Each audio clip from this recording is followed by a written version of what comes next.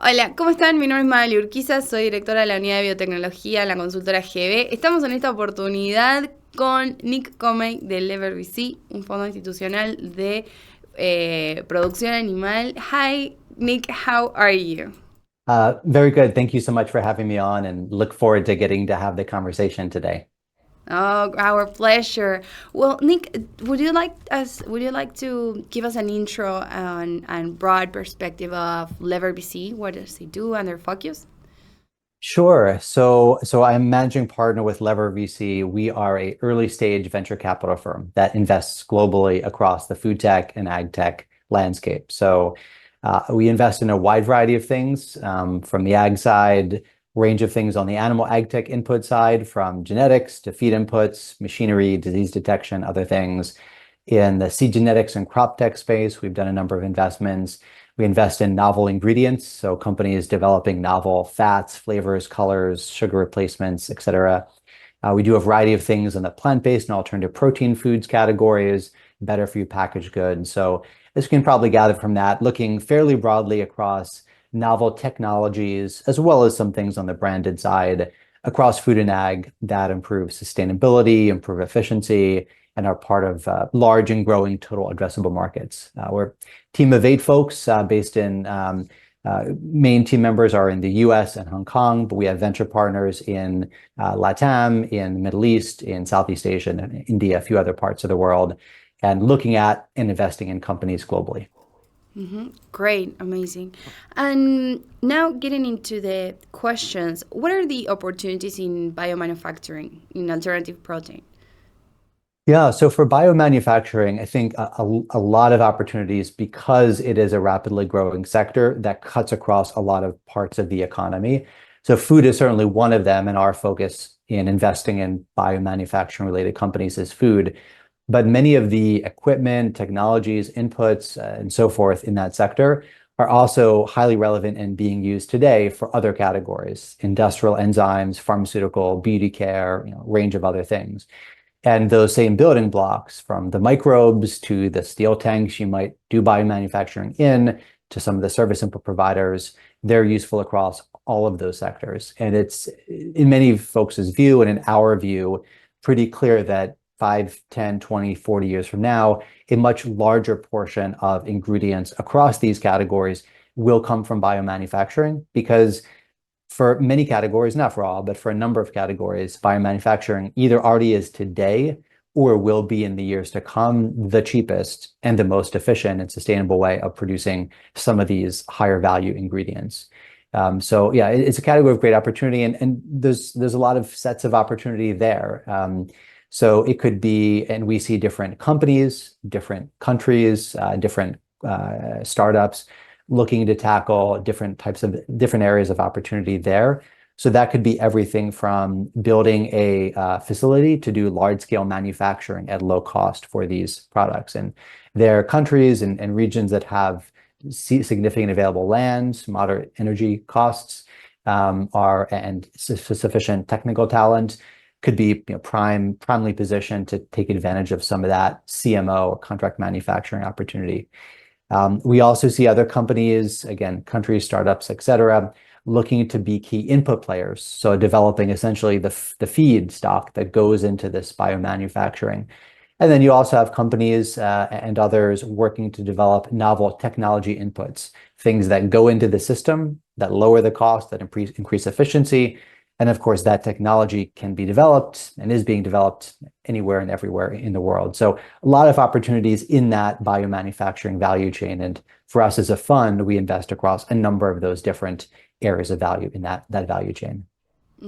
And when it comes to, for instance, the ticker of the fund, what's the average ticket that the fund handles for Yeah, so startups? for Lever, we're an earlier stage investor, so we're typically investing for companies that are either pre-revenue up to 10, 15, 20 million USD in revenue, annualized revenue.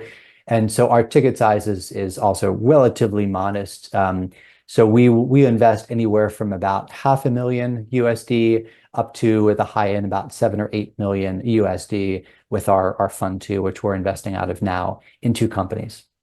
Perfect, perfect. And shifting the topic to the current state of molecular farming in the US, where is it standing and where are the challenges and also opportunities, either at the nation level in the US or Yeah. international? Yeah, it's molecular farming, super interesting area. For those not so familiar, it's basically modifying plants to produce something that they wouldn't natively typically produce.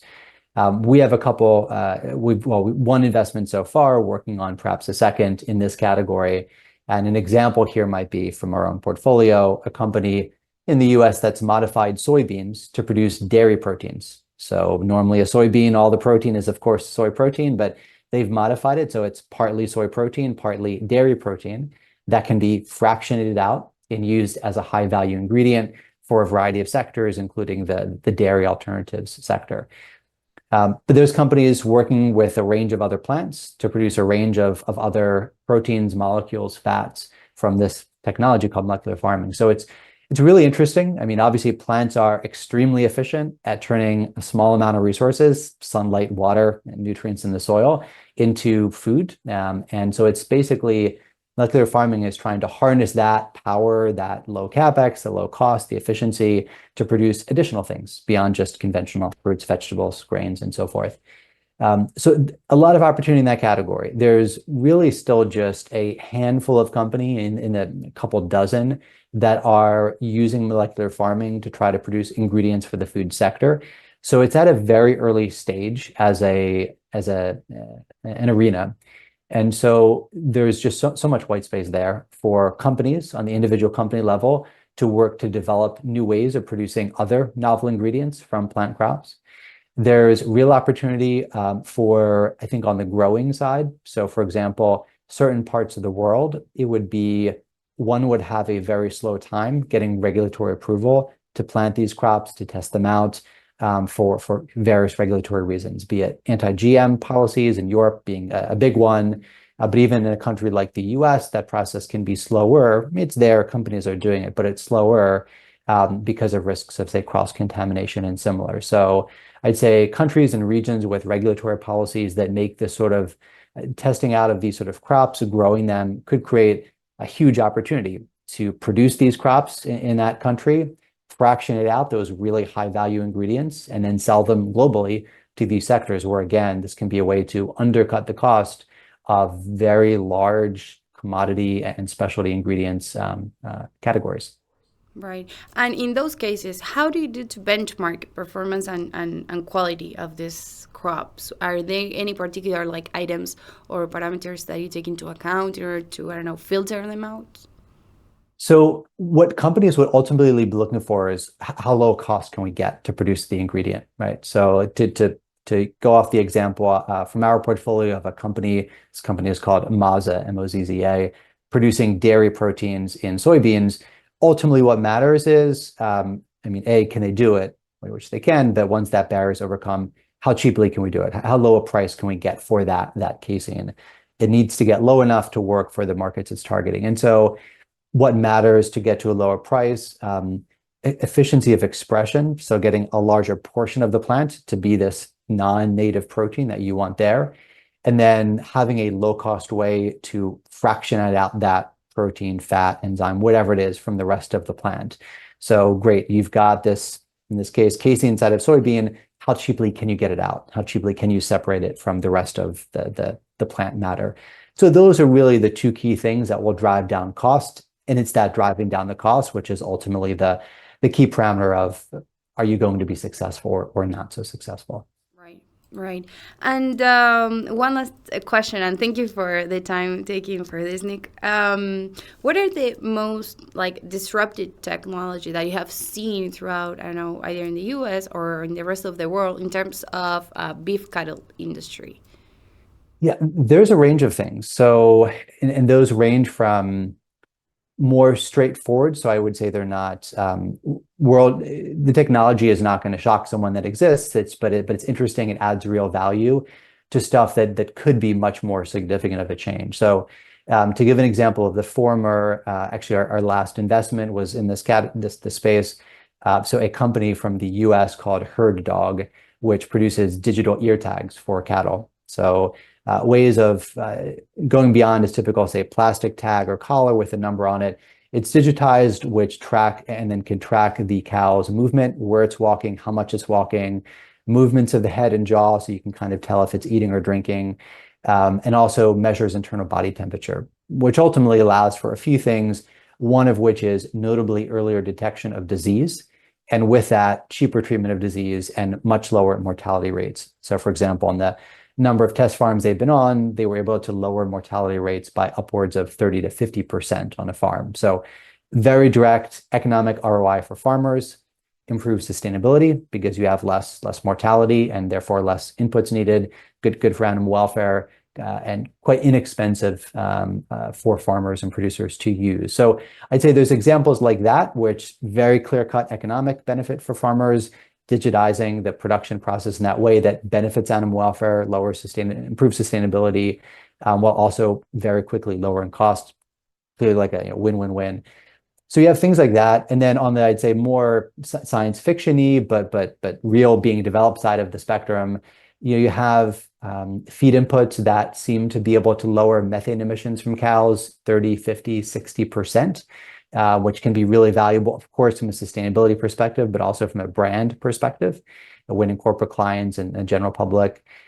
You have companies developing improved animal genetics that can have various benefits for animal welfare, for sustainability, for other aspects, range of things. Other aspects on the disease detection side that sound a bit sci-fi, but are there, that are working. There's a company that says like science fiction, but it's actually like a real technology out there, but you're right. With tangible results, right? Yes, indeed. It's out there. It's being used on major producers in the US and Europe and some parts of LATAM, Australia, et cetera. It just takes a while for that awareness of that technology to get out there. But there's a lot of these really interesting technologies that are there. They work, they're proven, the ROI is there as well, and just kind of waiting to be accessed and further developed.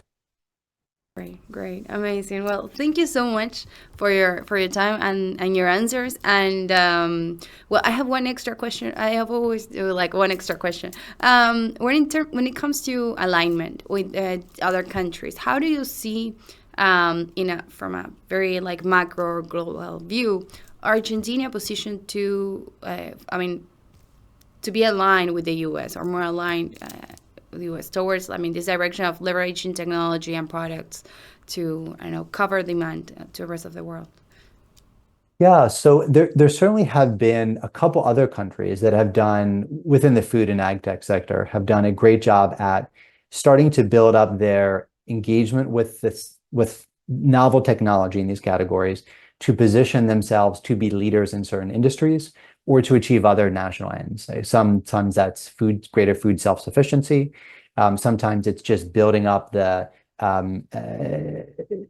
part of the economy in this high-tech area to diversify the economy or other goals. But there's several companies that have done a great job of that and have really established a name globally for doing so. So absolutely, there is opportunity for other countries like Argentina to do exactly the same.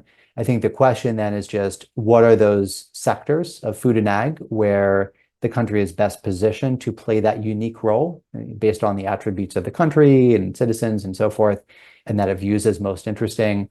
And then number two, once that's decided, how to go about filling that role. So I would absolutely say that there's a lot of these areas in food and ag tech where there's no country that's really trying to be one of the global leaders in that sector. So that white space opportunity is there. And what would it take for Argentina to be one of those countries in one or two or three of these food and ag sectors?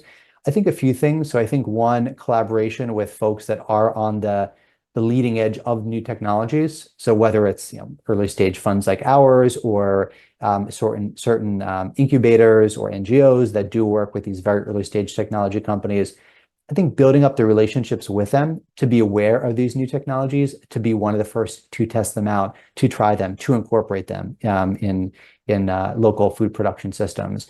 I think that's a huge area of opportunity and something where it would go a long way taking that approach. A number of other countries have also put investment incentives in place. So if you invest in companies in their country, they might provide matching funding or R&D salary support or things like that. Some other countries have also worked to attract companies to move inbound, bring their technology in country by offering various incentives. Sometimes that's straightforward financial. Sometimes it's ease of regulation. So come to our country, we'll be one of the easiest to work with from a regulatory pathway in terms of production, in terms of sale, or so forth. So I think any of those and any and all of those things would certainly help position the country to be among the leaders in some of these food and ag areas, in whichever of those food and ag tech areas seem most appealing, where the country's resources and talent seem like the best fit. Great, great. Well, thank you so much, Nick. It was a pleasure to have you. And as I told you before, we were eager to hear from you and your thoughts, and also your feedback on the different areas within the food industry market. So very happy to have you on this opportunity. Thank you. Muchas gracias por su tiempo también. And if we can be of any help to the country, the administration on these things, happy to share anything we can about the new technologies we're seeing across these areas. Well, yes, I'm like sure you'll be part of our change and in this commercial bridge between the U.S. and Argentina. There's a lot of room to cover, and opportunities, as you said, are out there. So thank you so much. Muchas gracias. Y bueno, espero que hayan disfrutado esta entrevista igual que yo. Argentina tiene muchísimo potencial y estamos justo en un momento icónico e histórico para poder empezar a dar estos primeros pasos a nivel comercial y a nivel también de producción. Mi nombre es Manuel Urquiza de nuevo, soy directora de la Unidad de Biotecnología de GB y nos vemos en una próxima entrevista a Campo. Gracias.